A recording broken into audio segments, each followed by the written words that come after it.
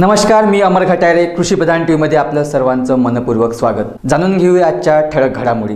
राज्यातील शेतकऱ्यांच्या जिव्हाळ्याचं व हिताचं ठिकाण म्हणजे कृषी उत्पन्न बाजार समिती.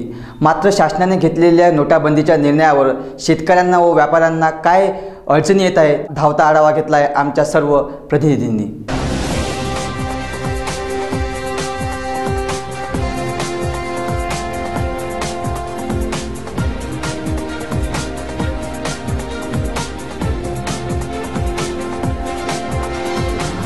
त्यानंतर बाजार समिती बंद राहिली, व्यापाऱ्याला बी अडचणी येऊ लागल्या, शेतकऱ्याला बी अडचणी येऊ लागल्या.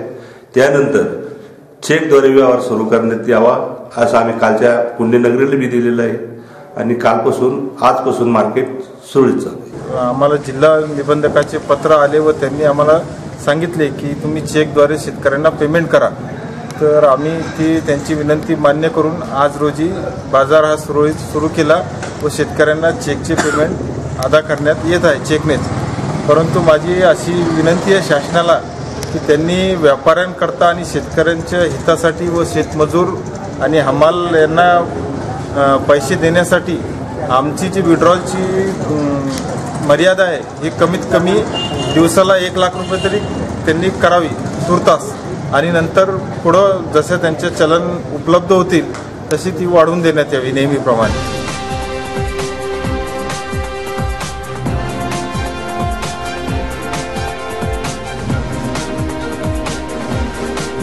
सर्वत्र प्रॉब्लेम आला, इथेही प्रॉब्लेम आला, पण तरी पण मार्केट सावरलेलं आहे. आमचा नोटबंदीमुळे मार्केट कुठेही बंद झालेला नाही आहे. शेतकऱ्यांना कन्व्हिन्स करून त्यांना चेकद्वारे पेमेंट देणं चालू आहे. आणि थोडी जी समस्या आहे की भाडं देणं आहे किंवा त्यांना नितांत गरज असलेले म्हणजे इथून जाऊन क्रशरवाल्याचे पैसे द्यायचे आहे किंवा वणीभूतीच्या बायांचे पैसे द्यायचे आहे, त्याच्यासाठी आम्हाला 2-4 हजाराचा त्यांना ॲडव्हान्स द्यायला थोडी तकलीफ झाली, पण तरी त्याच्यातूनही आम्ही मार्केट सावरून समोर आलो. अजून ते शेतकऱ्यांच्या काही प्रतिक्रिया त्यांना तुम्हाला पाहाव्यास मिळाल्या? शेतकरी समाधानी आहेत, कारण की ओव्हरऑल सर्वीकडे असं आहे की पैसा नाही आहे आणि काढायला पूर्ण शहरभर आणि सर्वीकडे चित्र असं आहे की कतार लागून आहे. त्याच्यामुळे कास्तकारांनाही हे माहीत आहे. त्याच्यामुळे जर का त्यांनी 50,000चा माल आणला आणि त्याला नीड जर का 5,000ची आहे तर तो म्हणून राहिला आहे की मी एक दिवस थांबतो बा, कसं तरी आम्हाला 5,000 रुपये देऊन द्या, चेकवर बाकीच आम्ही करू. आणि गाव खेड्यातल्या शेवटच्या माणसापर्यंत हे माहीत आहे की नोटाचा व्हॉल्यूम कमी आहे, त्याच्यामुळे वेटिंग सर्वीकडे आहे, हे लोक समजून गेलेले आहेत. एपीएमसी अध्यक्षाचे मत जाणून घेतल्यानंतर आपल्यासोबत काही शेतकरी मंडळी आहेत, त्यांचे मत जाणून घेऊया. काय तुमचा निर्णय कसा आहे? सरकारने जो निर्णय दिला त्यावर तुम्हाला काय प्रतिक्रिया आहे? तुमच्या प्रतिक्रिया अशी आहे, म्हणजे जे आम्ही स्वतःचा पैसा लावून शेतकरी जे आम्ही माल उगवला आणि जे आम्ही आता मंडीमध्ये आणून राहिलो तर आम्हाला पैसा मिळून नाही राहिला आहे. त्याच्यानं आम्हाला तकलीफ होऊन राहिली आहे व्यवहार करताना. आमच्या शेतकरी जे आमच्या शेतामध्ये काम करतात त्यांनाही पैसे द्यायचे आहे, बायांना यांना. तर जे आम्ही ज्यांच्याकडे माल घेऊन आलो आम्ही मंडीमध्ये, तर त्यांनाही पैसा नाही मिळून राहिला, तर ते आम्हाला पैसा नाही देऊ शकत. हे आम्हाला एक प्रॉब्लेम होऊन राहिला आहे. बुलढाणा जिल्ह्यातील संग्रामपूर तालुक्यामध्ये सोनाळा गाव येथे श्री संत सोनाजी महाराज यांचा यात्रा महोत्सवाला आज प्रारंभ झाला. सोनाळा येथील प्रसिद्ध संत सोनाजी महाराज यांचे पुरातन देवस्थान आहे. दरवर्षीप्रमाणे यावर्षी सुद्धा यात्रा महोत्सवाला प्रारंभ झाला असून परिसरातील लाखो भाविक या रथोत्सवात सहभागी होतात. परंपरेनुसार भाविक रथावर नारळे वाहतात व दहीहंडी उत्सवानंतर 111 क्विंटल ज्वारीची भाकरी, उडदाची डाळ व आंबाड्याची भाजी असा महाप्रसाद वितरित करण्यात आला. यात्रा जवळजवळ 4 ते 5 दिवस चालते. रथोत्सवामुळे व यात्रेमुळे गावातील वातावरण चैतन्यमय व प्रफुल्लित झाले आहे. यात्रेनिमित्त मनोरंजनाच्या विविध साधनांची दुकाने सजलेली असतात. गजानन काडुसे व दयालसिंह चव्हाण, ब्युरो रिपोर्ट, कृषी प्रधान टीव्ही, संग्रामपूर. महाराष्ट्र राज्यातील सर्व ग्रामसेवक युनियनने आपल्या विविध मागणीसाठी संपूर्ण राज्यभर काम बंद आंदोलन सुरू केले.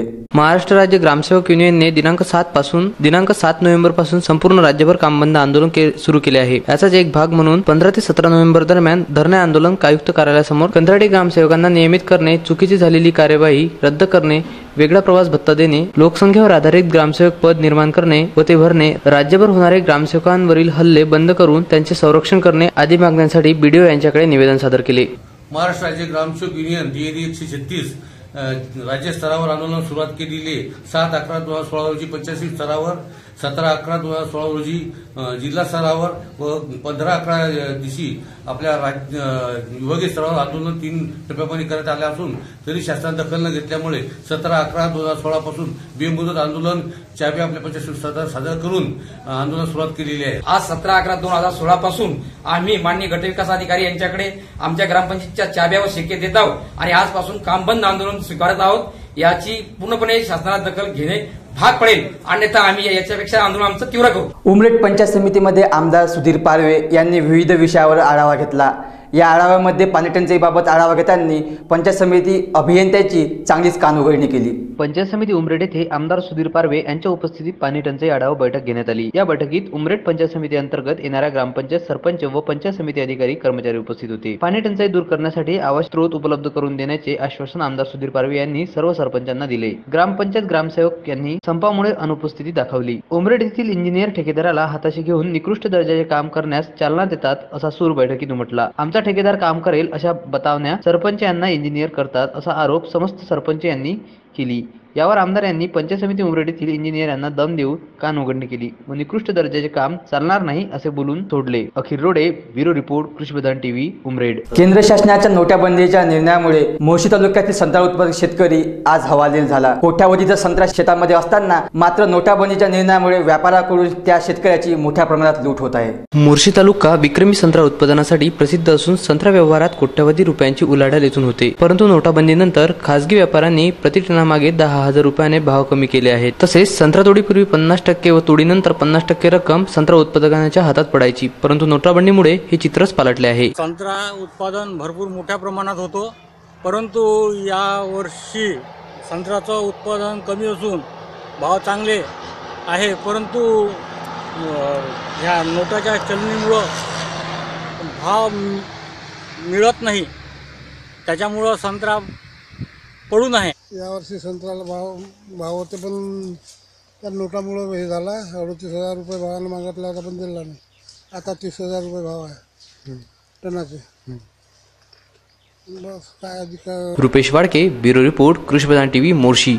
शासनाच्या नोटाबंदीच्या निर्णयामध्ये सहकारी व जिल्हा मध्यवर्ती सहकारी बँकेला वगळल्यामुळे शेतकऱ्यांनी आपले व्यवहार कसे करावे व आपल्या पुढील व्यवहारासाठी कोणाशी संपर्क करावा यासाठी शेतकरी व संचालकांमध्ये नाराजीचा सूर व्यक्त होत आहे. रिझर्व्ह बँकेने नोटा बदली करण्यास जिल्हा सहकारी बँकांना बंदी केल्यामुळे या निर्णयामुळे ठप्प झालेल्या जिल्हा सहकारी बँकांना अखेर न्यायालयाचा दरवाजा ठोठावण्याचा निर्णय घेतला. केंद्र सरकारच्या नोटाबंदीच्या अधिसूचनेमध्ये सुरुवातीला जिल्हा सहकारी बँकांचा समावेश करण्यात आला नव्हता. सुधारित सूचनेनंतरही सर्व जिल्हा सहकारी बँकांचे कामकाज ठप्प पडले आहे. रिझर्व्ह बँक सहकारी बँकांनी दुजाभाव करत आरोपही त्यांनी केला. आपण जिल्हा मध्यवर्ती सहकारी बँकेत सध्या आलेलो आहोत. इथे आपल्यासोबत काही शेतकरी आहे.